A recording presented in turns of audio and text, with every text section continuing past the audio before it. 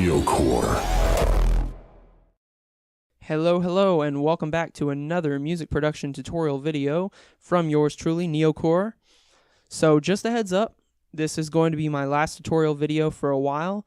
Lately I've been juggling a lot of projects and I've had quite a few new musical projects pop up, and not having much time to make new music lately has really set me back. So with that, I'm going to be taking a break from making new tutorial videos for a while, but you can watch all of my past videos here on YouTube. They were going out to my mailing list, and they were exclusive, unlisted videos for a while. I'm going to be making them all public. If they're not public already, they will be. So they'll be available for you to watch at any time, however often you want. I'll be making a playlist for all these tutorial videos, and I'm going to leave that link to that playlist here in the description of this video. And now, without further ado, let's get into today's topic, which is making a quick and easy wobble bass for your drum and bass projects. So, I actually have it all here ready to go, so I'm just going to break it down and go through it bit by bit with you. So the first thing you want to do is open up your 3OSC, which I have here. I've named it Crunch, and you're going to set all of your oscillators to a saw wave. So I have them all set to a saw wave here. The top coarse value is going to be at -12 semitones. The middle coarse pitch value is going to be at the middle with 0 semitones, and the lowest is going to be at -24 semitones. You're going to turn the volume of your middle oscillator down just a little bit down from center, and then you're going to turn the volume up on your lowest, which is going to emphasize the lower end of the synth here. And then we're also going to offset the fine pitch value on the middle oscillator just a tad to give it a bit of detune and phasing effects. Now you're going to, in the piano roll, you're going to make a note, and I have it broken up into two here, but it's basically one long sustained note. You're going to make a note that's at least a bar long. We want that note to be held, so we'll go to the envelope here of the 3OSC, and we'll go ahead and turn all the values down on the envelope except for the hold value. That's going to make sure that that note is held and that it's sustained. So this is going to be the top half of our wobble, right? It's going to be the crunch. Now we're going to send this to a mixer track here, and you'll see I have it on channel 1, and I put a camel crusher on it. So let me just show you what it sounds like without any effects so far, right?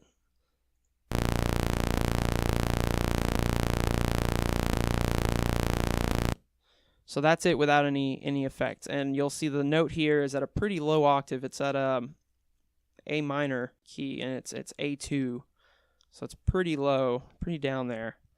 So anyways, now we have a camel crusher here on this crunch layer here, and I have the American high gain preset on it.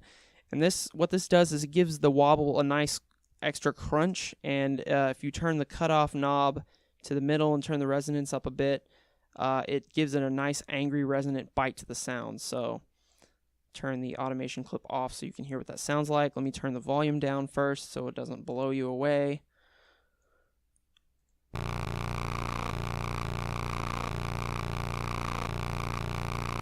So it gives it a nice little angry bite. So now we have a very long distorted bass note.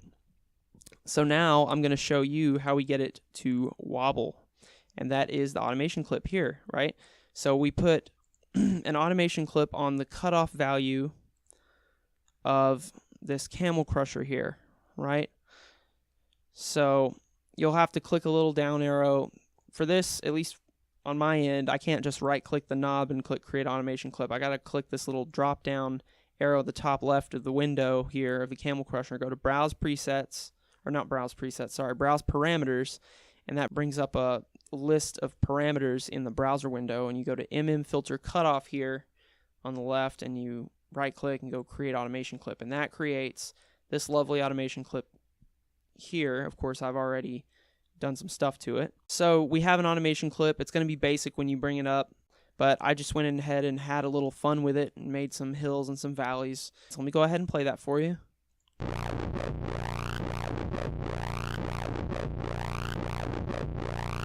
So right now that sounds more like an acid line than a drum and bass wobble, so What I'm going to go ahead and do is put some more distortion on it to give it a little more bite. So here, next in the effects chain, I have an instance of Buzz Effect Adapter with the preset White Noise Stereo Disc. So what I've done is turn the drive up to 26 dB, set the top distortion mode to clip, set the bottom mode to 0, and I've turned the wet up to -1 dB. So I'm going to go ahead and play that for you, but first I'm going to turn the volume way down because this is going to get a lot louder when I activate this. So now I'll play it. You can hear what it sounds like.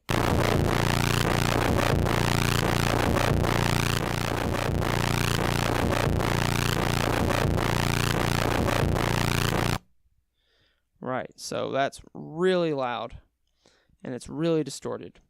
But now it's starting to sound proper filthy.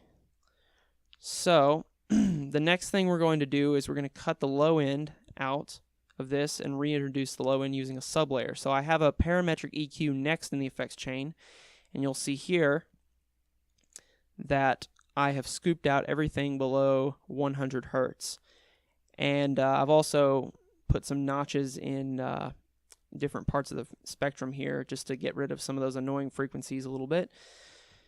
And so now I'll show you what that sounds like.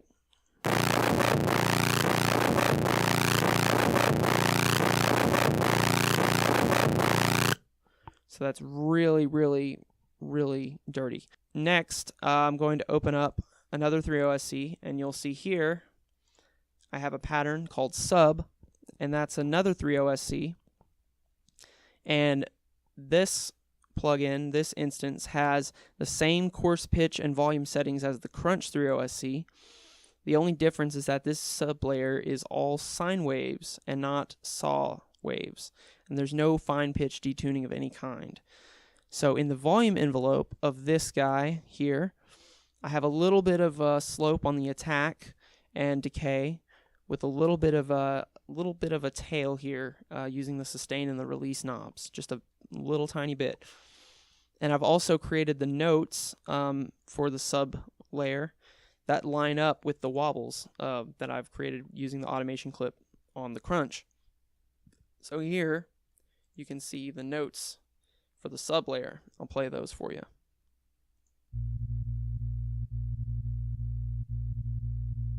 So it's a really basic bass line right now, just pure bass tones. So we're going to do a little bit to this sub layer just to make it a little bit fatter. We're going to move on to the effects chain here on the sub layer, and you'll see here I've also added a Camel Crusher to that. So let me go ahead and activate that, and I have it set to the Bass Maker preset. And I've turned the cutoff knob down on the Bass Maker instance almost all the way, along with the resonance as well. First, let me go ahead and show you what that sounds like.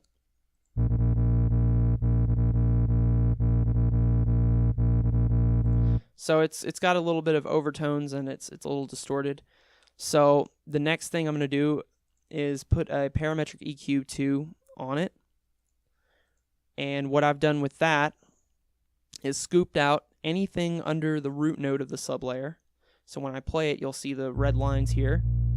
So I scooped out anything below this root note here, and anything above about 170 Hertz. I also have the sublayer set to mono here on the mixer track, and then I have a bit of stereo separation here on the Crunch layers mixer track. So now let's listen to the Crunch with the sublayer.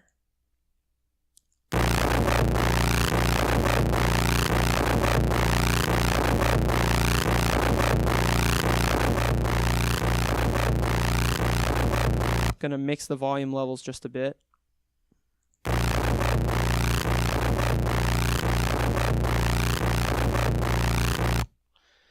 I also have a limiter on the Crunch layer here. That's for the side chaining of the drums to the Crunch layer, which I'll introduce later. So I'm going to go ahead and activate that because that affects the gain level of the Crunch.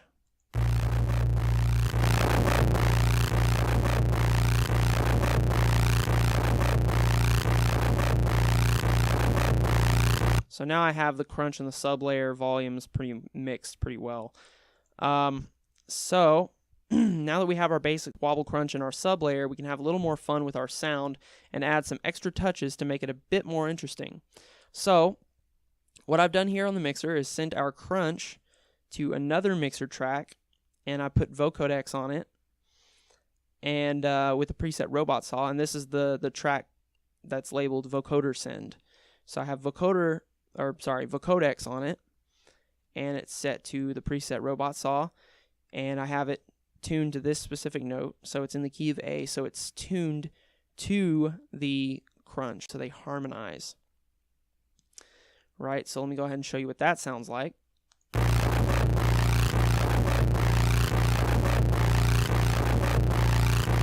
Gives it a little bit more of a tonal quality. And then the next thing I've done is put a instance of Fruity Flangus on it. And the preset I've used for that is called Stereoize, and that gives our crunch a bit of movement. And of course I've scooped out the low end under 110 Hertz on this send channel as well with a parametric EQ2, as you can see here, right there. And I brought down the gain on a few annoying frequencies here with the parametric EQ. So I'm going to go ahead and show you what all of that sounds like.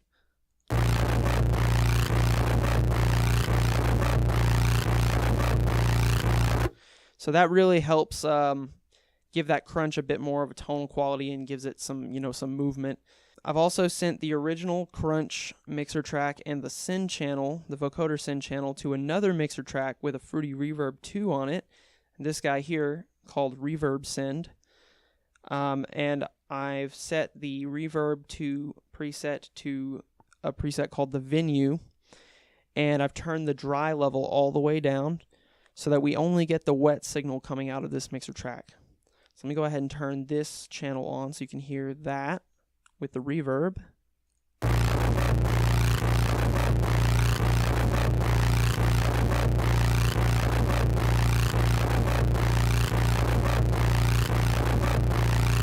I turn the decay up just a little bit just to give it a bit more reverb. And now this is how it sounds with drums.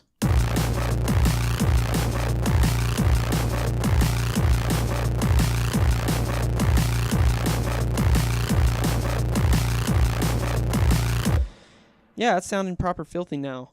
And there you go. There's a quick way to make a very nasty and modern sounding wobble / wub bass for your drum and bass, neurofunk, crossbreed, or whatever project you have that requires some kind of wobbly bass sound. I hope this video has been valuable for you, and remember, this and all my other tutorial videos up to this point will be available to the public on YouTube later this week and for the rest of time. So, if you like what you see, then be sure to like, comment, and subscribe. I love you guys. Thank you for watching, and that concludes today's tutorial video. Peace out.